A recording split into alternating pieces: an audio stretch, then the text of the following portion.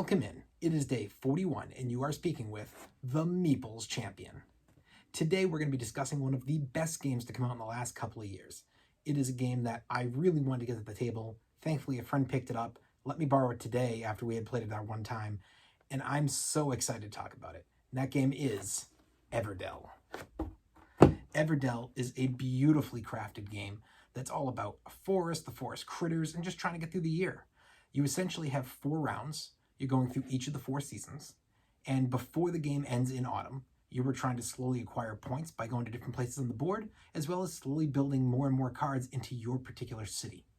Now there's a max of 15 cards you can fit in the city, and you're trying to find the best combination that's going to allow you the most possible points.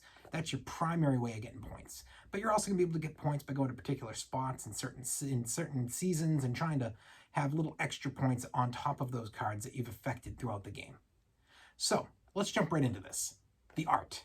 I'm pretty sure we already kind of mentioned it, but we're going to jump right off the bat saying the art is fantastic. The art is so nice. It's kid-friendly, but at the same time, it's such an adult feel. You know, it almost makes me feel, like, think back in the day of when I was a kid reading the Wind of the Willows series. Like, it grabs you in such a different way. And I really appreciate just the love that went into this game, because you could see whoever worked on it had a passion for this. They wanted this feel of something that kids would like, but adults could appreciate. It is a giant thumbs up on art. Then we're going to jump right into the components. Again, top notch. You have not only your basic, which you always hear me mention. It's hard to fail in components unless you don't care. When it comes to the berries, when it comes to the stones, when it comes to the tree trunks, when it comes to all these pieces that are in the game, they're amazing quality. Wood, a little bit of almost like a rubber for the berries. Then you get your cards, which of course are just well put together. They're not easily going to tear. There's a nice shine to them. But they even have a not fully, but a small tree that is built for the game that stores a bunch of this on it during the game. It's such an additional component that, I'll be honest, before I got the game, part of the reason I didn't want to get it was that tree kind of intimidated me in both a good and a bad way. The good way was it made me think, man, this game's going to be difficult. They got 3D stuff. I'm going to be jumping off the board. And in a bad way, I was thinking, is it too kiddish? Is this tree going to make it so I don't feel like an adult? I can enjoy it? It didn't either. It was a perfect blend of adding an extra aspect to the game and bringing in this symmetry and beautiful setup to make you feel the theme. But at the same time, it didn't make you feel like you were playing out in the playground with a kid, and it didn't make you feel like it was throwing a twist at you. It was fun. It added without subtracting. So, huge thumbs up on the components. Then the price. It is a little pricey. You're looking at this game being primarily in the $60 range. This game is available everywhere. You're going to find it in every board game store. You're going to find it in Target. You're going to find it on Amazon. You're going to find it in Barnes & Noble. You can't not find this game. And it really brings with it so much ability for the play. And if you're looking for additionals, I haven't played any, but I've seen that there's a lot of either already out or coming out soon, add-ons to this game, which is great. Expansions are always appreciated. The price is something that I think is worth paying. I know $60 can be steep to some people. The average game is $60. Being $60 doesn't freak me out. And I think that this game is worth its $60. It is worth it compared to so many other games that they seem to just be, let's just make it worth $60, and then it's not. You might look at the components and say, oh, they could have made them smaller components. Yes, but the theme that they went for in this game, the building of that tree and the making of these components being so good, is something that I think adds drastically. Sometimes you see these extra components and they're not worth it. They didn't add anything really. Yeah, okay, the components are going to hold up better, but that's it. These add to the theme in a real way, and I think that they're worth the extra maybe $10 of value that gets brought per game. Giant thumbs up on the price. The difficulty. It's not really that difficult. I was shocked how quick I got it. I didn't really watch a playthrough. I showed up and ended up just saying, like, we had to pick. Usually we know the game, but we weren't sure that week. And we ended up saying, let's just play Everdell. Why not? And it was great. And it took me no time. I knew what I was doing before the first season was over. You know, you're either going to the worker placement spots on the board or you're building a card, and that's really it. There's an interesting feel to being able to play a game and get it that quick. And I think that that's really appreciated with this. Does it mean that it's easy to the point where there's no game? No. There is plenty of game there. It just means that they don't try to make the game harder than it needs to be. You can understand the game, and you can still go in there and be competing and have a difficult time to win without feeling like you don't understand what's happening. I understood what was happening. I understood what I could do. I was able to put together a plan. Really great. Thumbs up on the difficulty.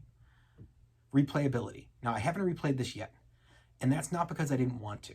It's just because the first time that we played, as I said, we didn't prep for that night, so it wasn't exactly like we flew through the game. So it took a regular night's playthrough, and we just have had so many other games that people want to get to the table. This one's had a hard time getting back.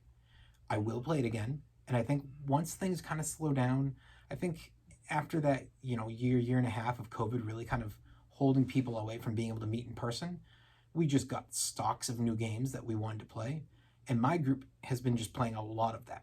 The replayability has been a little bit on the lower side, but I think in another 6 months to a year, we're going to kind of even out and go from playing in 52 weeks, roughly 40, 45 games of new, to probably dropping down to more like 30 different types of games and getting closer to an average of playing a game twice per year. I think that's a very good possibility. And with that will also come the chance of knowing games better, playing them a little quicker, and possibly even getting in additional plays. This one seems to be one that I think, once we know what we're doing fully, we're going to probably be able to play this twice in a night. So what I think is replayable, 100%. I would expect to play this game multiple times a year, and I think this is one I'm going to also get to play with other friends and with my family. So that's why I want to add it to my collection as soon as I can. Your routes to victory? It's pretty straightforward to me. You're obviously trying to build your city, but that doesn't mean that there's no other routes or keys to victory. There's plenty. It's all about trying to just go through and figure out, okay, well, with these cards I'm getting, what is my plan? Some of those cards are going to help you to go for spots on the board. And the spots on the board are not a direct competitor to that. You're not going to say, forget the cards, I'm going to go all out on the board, because that's not how the game works. And it doesn't even allow you really to do that. You're still going to end up at the end of the game, guaranteed, with a good 8 to 10 cards, even if there's a 15 card limit. So I think that there are options. They give you a way with the cards to have different type of strategies, and they give you a way to mix it a little bit, maybe do a decrease on the cards to do a little bit on the board. But they don't give you the option of an all-out other strategy that can't compete. I didn't see that, and that's the most important thing to me. It's just making sure there is not a road that is there for an option that you'll never win by going down that road. That, to me, is what can make a game get ruined. If you have 20 roads and they put in 2 specifically to try to draw somebody in, and they go, maybe if everybody screws up everywhere else you could win, but these are not meant to win. Okay, I'm okay because there's 18 valid routes. It's more so when you see a game with only 3 roads and one of them's a definite loss. And that's where I go, well, we're all going to know not to go that way. So thumbs up when it comes to your routes or your keys to victory. Unique. I think this is very unique. I think that the design of the game is unique. I think the look with that tree is unique. I think that, well, you may not think of a deck builder mixed with a worker placement as unique. For me, I thought that the biggest unique piece to it was the 4 seasons, because I can finish a season before you finish a season. And all of a sudden, depending on the way you're playing, somebody might be like, all right, well, I'm about to finish up in autumn, but this other person has only made it to spring, and they still have to get through summer and then autumn. So I like that. I think that there is a unique feel to this game. I think it stands out from the rest. I think this is a game that anybody can get to the table and have a great time playing, and that they're going to really enjoy because of that unique feel to it.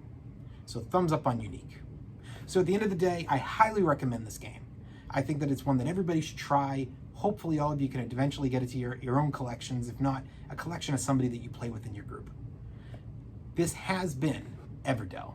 We have been on day 41, and you've been speaking with the Meeples Champion. Like, share, subscribe, and check down below in the description, as I'm going to be adding, as usual, the link for the Amazon to go buy this game if you're interested. I'll talk to you all tomorrow.